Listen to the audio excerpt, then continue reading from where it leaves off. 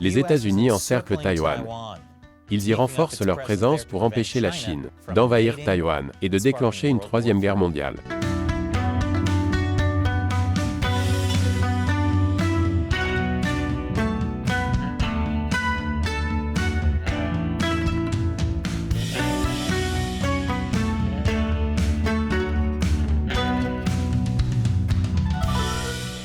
Bienvenue sur Chine non censurée, je suis Chris Chappell. Lorsqu'il s'agit de savoir comment les États-Unis réagiraient à une invasion de Taïwan par la Chine, ils sont très énigmatiques. Et je ne dis pas cela uniquement parce que le responsable de cette décision ressemble au Crypt Keeper.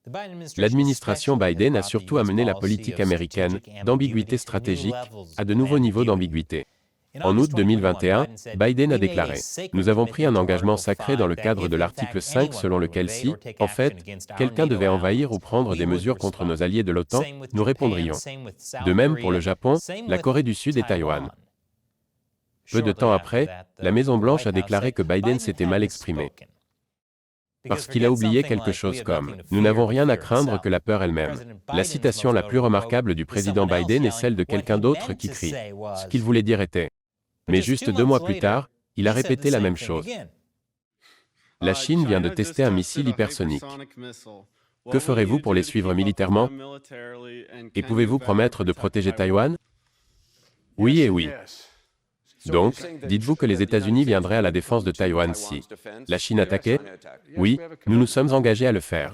Et encore une fois, la Maison-Blanche l'a corrigé. Mec, j'espère que la Maison-Blanche porte un Fitbit pour surveiller tous les pas qu'ils font en revenant sur tout ce qu'il dit. Mais apparemment, Biden n'avait toujours pas compris le message car 7 mois plus tard, il l'a répété. Êtes-vous prêt à vous impliquer militairement pour défendre Taïwan, si on en arrive là? Oui. Vous l'êtes? C'est l'engagement que nous avons pris. Et oui, vous l'avez deviné, la Maison-Blanche a fait marche arrière juste après. Oh regardez, ils ont atteint leur objectif. 25 mois d'affilée. Je suppose que le président Biden avait besoin d'un 4e rappel, car il l'a répété 4 mois plus tard. Mais les forces américaines défendraient-elles l'île?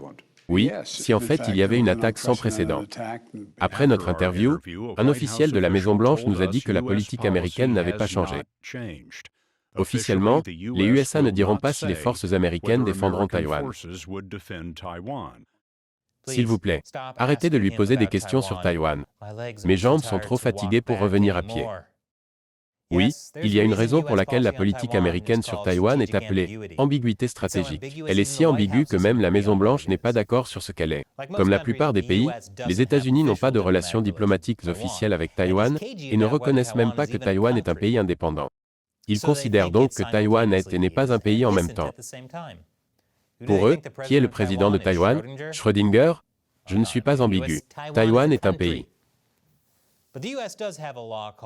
Mais les États-Unis ont une loi appelée Taïwan Relation Act, qui dit que les États-Unis s'engagent à préserver les droits de l'homme là-bas, et que les États-Unis n'armeront pas seulement Taïwan pour son autodéfense, mais qu'ils résisteront à tout recours à la force ou à toute autre forme de coercition qui mettrait en danger la sécurité ou le système social ou économique du peuple taïwanais. Donc les USA sont prêts à se battre pour Taïwan, mais pas à la considérer comme un pays. C'est logique, on ne voudrait pas énerver la Chine, alors qu'on est sur le point d'entrer en guerre avec elle. Ce serait comme refuser de maudire quelqu'un tout en le combattant à coups de poing. On dirait que la dernière partie sur la résistance à la force a été appliquée. Les États-Unis encerclent Taïwan avec leur armée, qui se trouve juste dans l'arrière-cour de Pékin. En faisant cela, ils se préparent à une possible guerre pour Taïwan. Et cela a rendu le Parti communiste chinois vraiment furieux. Je vous en dirai plus après la pause. Bienvenue à nouveau. Donc les États-Unis ont, enfin, dit qu'ils défendront Taïwan si la Chine l'envahit. Mais comme votre ami musclé qui a été brutalisé en grandissant et qui essaie maintenant d'avoir l'air super intimidant, les États-Unis espèrent que leurs muscles dissuaderont la Chine d'attaquer en premier lieu. Les États-Unis ont travaillé à la création d'un cercle militaire autour de Taïwan. Et récemment, ce cercle est devenu un peu plus musclé. Plus musclé. Les États-Unis ont signé un accord avec les Philippines pour étendre leur présence militaire là-bas. L'armée américaine utilise déjà 5 bases aux Philippines, mais avec cet accord, elle a maintenant accès à 4 autres. On ne sait pas encore exactement où elles seront implantées. Mais en novembre dernier, les Philippines ont déclaré que les États-Unis envisageaient plusieurs sites dans le nord du pays. S'il s'agit de ces emplacements, les États-Unis placeraient leurs forces beaucoup plus près de Taïwan. Il serait également plus risqué pour les forces chinoises de passer par le canal de Bashi, qui est l'un des moyens par lesquels la Chine pourrait tenter d'encercler Taïwan. En fait, tout cela peut être résumé par ce mème. Yep, il n'y a pas une stratégie militaire dans l'histoire qui ne puisse être expliquée par un mème. Les États-Unis ont également des troupes de l'autre côté de Taïwan, sur l'île japonaise d'Okinawa. Si l'on ajoute à cela les troupes présentes à Guam, au Japon continental et en Corée du Sud, les États-Unis disposent de bases militaires dans des endroits stratégiques à proximité de Taïwan. Les États-Unis aiment tellement Taïwan qu'ils essaient de lui mettre une bague. Un anneau militaire. Et les États-Unis renforcent leur présence militaire dans tous ces endroits, pas seulement aux Philippines. Le mois dernier, les États-Unis ont annoncé qu'ils allaient installer de nouveaux missiles anti-navires à Okinawa. Le mois dernier également, les États-Unis ont annoncé une nouvelle base à Guam. Elle se trouve sur la partie occidentale de l'île, la plus proche de Taïwan, et vise à dissuader une invasion de la Chine. Elle abritera à terme 5000 marines chargés à court terme de dissuader et de détecter les menaces dans la région. Et, à plus long terme, la base de Guam est également destinée à devenir une plaque tournante pour les marines de Guam et des îles Mariannes du Nord, qui s'entraîneront à protéger les îles du Pacifique, y compris les voies maritimes vitales, en cas d'invasion. Compte tenu de tous les efforts déployés par les États-Unis pour protéger Taïwan, la citation la plus marquante de Joe Biden sera peut-être « Vous voyez, je vous l'avais dit ». Au nord, le secrétaire américain à la Défense, Lloyd Austin, s'est rendu en Corée du Sud le mois dernier. Il a déclaré que les États-Unis allaient intensifier les exercices avec l'armée sud-coréenne et envoyer plus d'avions de chasse et de bombardiers. La Corée du Sud s'inquiète de l'agressivité de la Chine dans la région. Mais elle s'inquiète un peu plus en ce moment des armes nucléaires de Kim Jong-un, avec lesquelles il ne semble pas se lasser de jouer. La Corée du Nord a lancé un nombre record de missiles balistiques l'an dernier. Et Kim Jong-un a récemment appelé à une augmentation exponentielle des ogives nucléaires. L'année 2023 commence bien pour l'instant, n'est-ce pas? Il y a quand même quelques bonnes nouvelles dans le Pacifique Sud. Le nouveau gouvernement des Fidji a mis fin à un accord de maintien de l'ordre qu'il avait avec la Chine. Depuis 2011, la police fidjienne s'entraînait en Chine et la police chinoise patrouillait dans les îles Fidji. Le nouveau Premier ministre a déclaré qu'il avait mis fin à cet accord parce que les Fidji et la Chine ont des systèmes différents. Et les Fidji veulent s'associer à d'autres pays dotés d'une démocratie et de systèmes judiciaires similaires. Comme si leur eau ne pouvait pas être plus délicieux, elle est maintenant faite avec des larmes du PCC. C'est rafraîchissant. Au nord-ouest des Fidji, dans les îles Salomon, les États-Unis tentent un retour en force en rouvrant leur ambassade dans la capitale du pays, Honiara. Les États-Unis y avaient fermé leur précédente ambassade en 1993, et c'est un bon exemple de ce qui se passe lorsque le chat s'en va. Les îles Salomon sont devenues le point de départ de l'influence chinoise dans les îles du Pacifique. La politique étrangère dans cette région est comme un jeu de twister et de whack-a-mole en même temps. Non seulement les îles Salomon ont un accord de police avec la Chine, mais le Premier ministre a signé un accord secret de sécurité avec la Chine en avril dernier. Malheureusement, il y a encore beaucoup d'influence chinoise dans le pays. Ce mois-ci, l'une des plus fortes voix anti-PCC du gouvernement a été démise de ses fonctions. Il a été accusé de détournement de fonds, mais ses partisans affirment qu'il s'agit d'une accusation montée de toutes pièces pour le réduire au silence. Nous l'avons interviewé l'année dernière dans notre émission. Jetez-y un coup d'œil, j'ai mis un lien dans la description ci-dessous. Je ne peux pas dire avec certitude s'il détournait des fonds. Mais si c'était le cas, j'imagine qu'il se s'habillerait moins comme ça, et plus comme ceci. Donc, il n'y a pas que des bonnes nouvelles dans le Pacifique Sud, mais bon, on est en 2023. On aura de la chance si on passe l'année sans une troisième guerre mondiale. Tu sais que l'année commence bien quand la seule chose sur ton tableau d'affichage est « Pas d'apocalypse, s'il vous plaît ». En parlant du Pacifique, les États-Unis renégocient des accords militaires avec les îles Marshall, Palau et les États fédérés de Micronésie. Appelé « Pacte de libre association », il donne effectivement aux États-Unis le contrôle militaire d'une énorme bande du Pacifique occidental qui, combinée aux territoires américains du Pacifique de Guam et des Mariannes du Nord, est de la même taille que le territoire continental des États-Unis.